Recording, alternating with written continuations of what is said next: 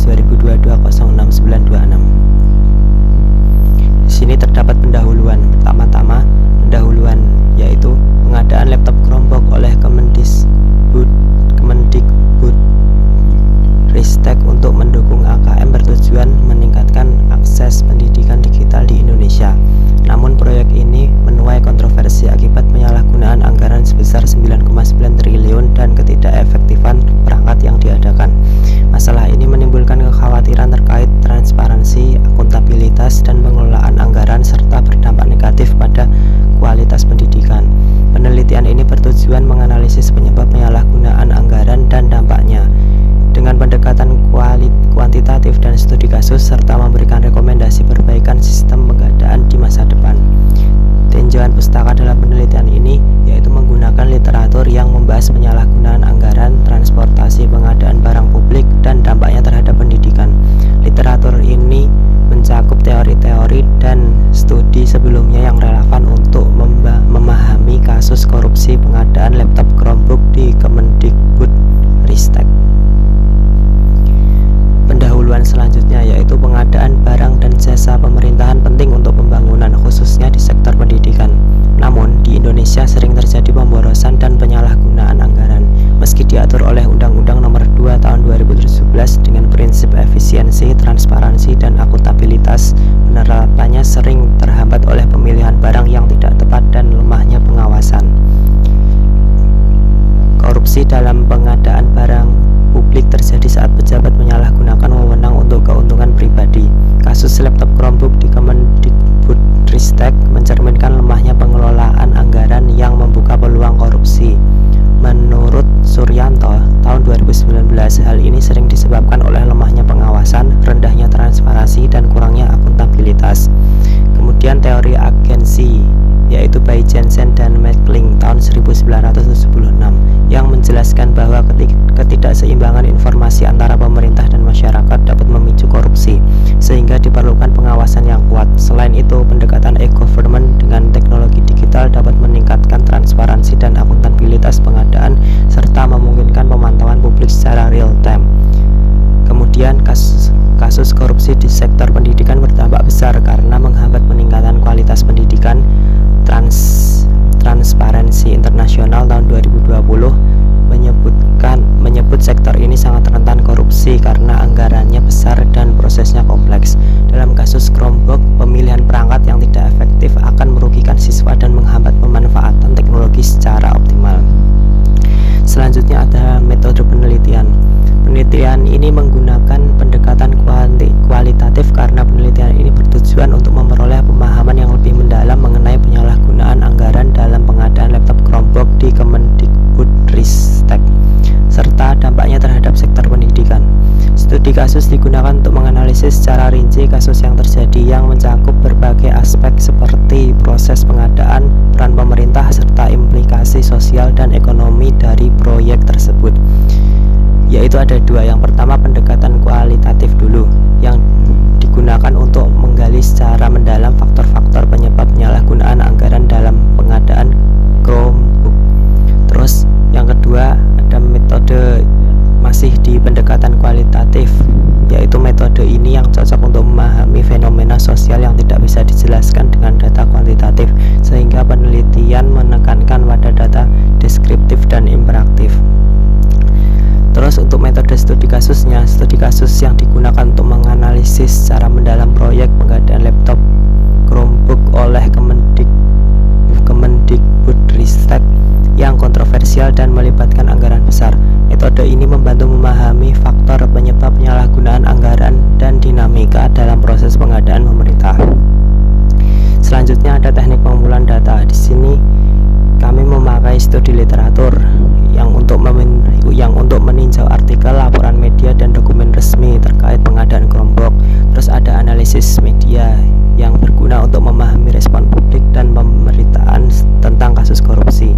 Kemudian wawancara dengan ahli pengadaan, pegawai Kemendikbudristek, pengamat pendidikan, dan auditor, dokumentasi dan laporan pemerintah. Terus ada analisis data. Data yang dianalisis menggunakan pendekatan tematik dengan mengelompokkan informasi berdasarkan tema seperti proses pengadaan, pengawasan, dan dampak korupsi. Tujuannya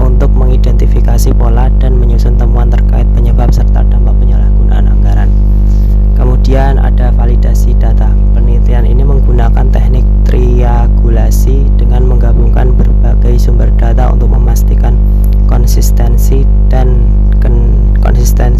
keandalan temuan serta meningkatkan kredibilitas dan meminimalkan bias dalam analisis. Baik, izin melanjutkan untuk presentasi berikutnya. Ada pembahasan yang pertama dalam draft jurnal yang kami buat. Yang pertama ada implementasi sistem pengawasan dalam pengadaan barang. Transparansi dan akuntabilitas merupakan faktor krusial dalam pengadaan barang oleh pemerintah untuk mencegah penyalahgunaan anggaran. Dalam fokus pengadaan laptop Chromebook oleh Kemendikbudristek, terungkap adanya kelemahan dalam sistem pengawasan yang memungkinkan terjadinya praktek korupsi. Meskipun sudah ada mekanisme pengawasan, implementasinya yang tidak efektif membuka celah bagi oknum untuk memanfaatkan proyek demi keuntungan pribadi.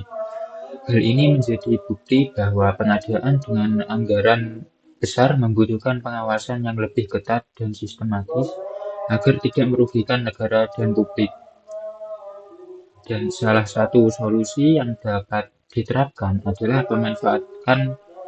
pemanfaatan teknologi informasi atau IT melalui sistem e-government. Dengan sistem digital yang terintegrasi, setiap proses pengadaan dapat dipantau secara real-time oleh masyarakat, lembaga pengawas, dan pihak terkait lainnya. Ini akan meningkatkan transparansi dan akuntabilitas dalam setiap tahap pengadaan. Selain itu, penerapan audit berbasis teknologi ini juga dapat membantu mendeteksi penyimpangan lebih awal, karena setiap transaksi dan aliran dana tercatat dengan jelas dan mudah diaudit. Pendekatan ini tidak hanya memperkuat sistem pengawasan, tetapi juga menciptakan proses pengadaan yang lebih efisien dan bebas dari korupsi.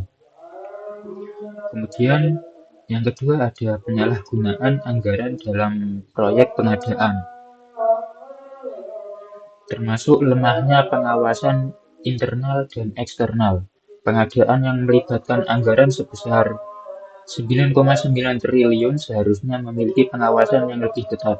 Namun dalam kasus ini, pengawasan internal yang dilakukan oleh Kemendikbudristek dan pengawasan eksternal oleh lembaga pengawas seperti BPK atau Badan Pemeriksa Keuangan tidak berjalan dengan efektif. Lalu, ketidaktepatan pemilihan perangkat. Meskipun Chromebook dipilih sebagai perangkat untuk mendukung program AKM, perangkat ini tidak cocok dengan kebutuhan siswa dan kurikulum yang ada. Hal ini menunjukkan adanya perencanaan yang buruk dalam pemilihan barang, yang berujung pada pemborosan anggaran yang tidak sesuai dengan tujuan awal proyek. Lalu, yang terakhir ada kurangnya keterbukaan proses pengadaan. Kurangnya transparansi dalam proses pengadaan ini menyebabkan tidak adanya pihak yang dapat mengawasi dengan seksama. Pengadaan yang dilakukan dengan kurangnya keterbukaan menimbulkan kecurigaan mengenai adanya kepentingan pribadi atau kelompok yang mendominasi keputusan pengadaan. Lalu ada dampak penyalahgunaan anggaran terhadap sektor pendidikan, meliputi 3 hal, yaitu kualitas pendidikan yang terganggu. Seharusnya pengadaan teknologi untuk mendukung pembelajaran di sekolah dapat meningkatkan kualitas pendidikan dan memperluas akses siswa terhadap pembelajaran digital. Namun, ketidakefektifan Chromebook sebagai alat pembelajaran menyebabkan tidak tercapainya tujuan tersebut, yang pada akhirnya merugikan siswa dan guru yang terlibat dalam program AKM. Lalu, pemborosan anggaran. Anggaran yang seharusnya digunakan untuk pengadaan alat yang lebih tepat, berguna dan bermanfaat, justru terbuang sia-sia. Pemborosan ini mengurangi dana yang bisa digunakan untuk meningkatkan kualitas pendidikan melalui program-program lain yang lebih efektif. Kemudian ada penurunan kepercayaan masyarakat terhadap pemerintah. Kasus ini juga berdampak pada penurunan tingkat kepercayaan masyarakat terhadap pemerintah, khususnya dalam pengelolaan anggaran negara untuk sektor pendidikan.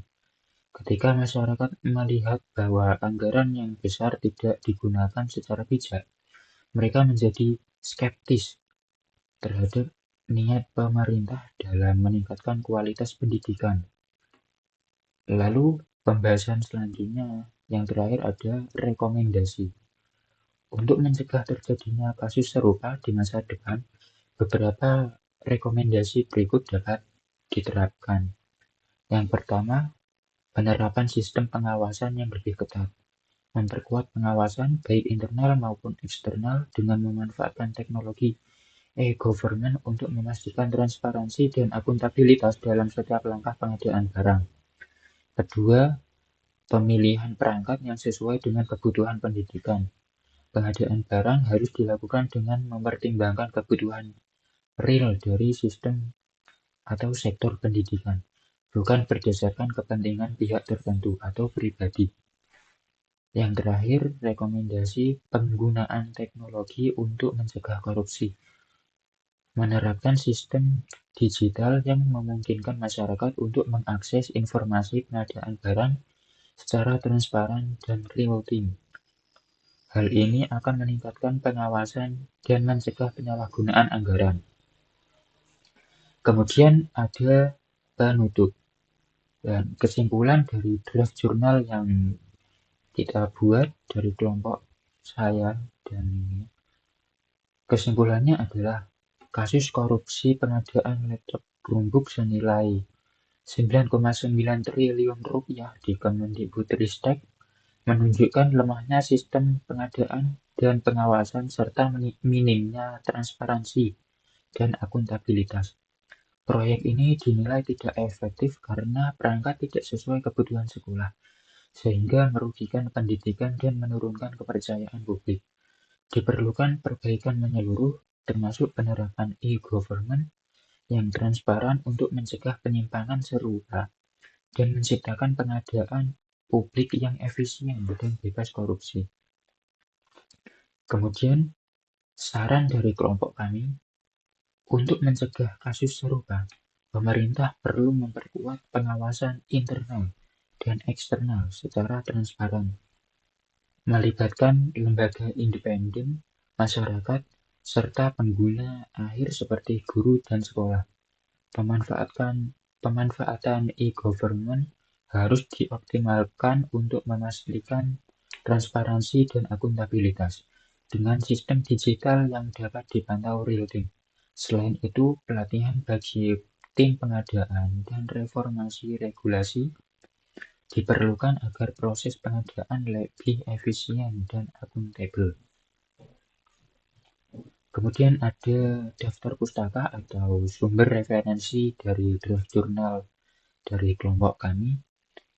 Ada website dari Okezone, lalu ada CNN Indonesia, lalu kemudian ada 5 jurnal tadi.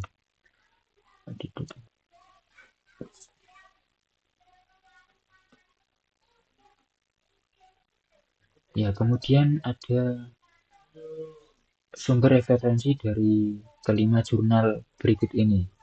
Oke, sekian presentasi dari kelompok saya, kurang lebihnya mohon maaf. Terima kasih. Wassalamualaikum warahmatullahi wabarakatuh.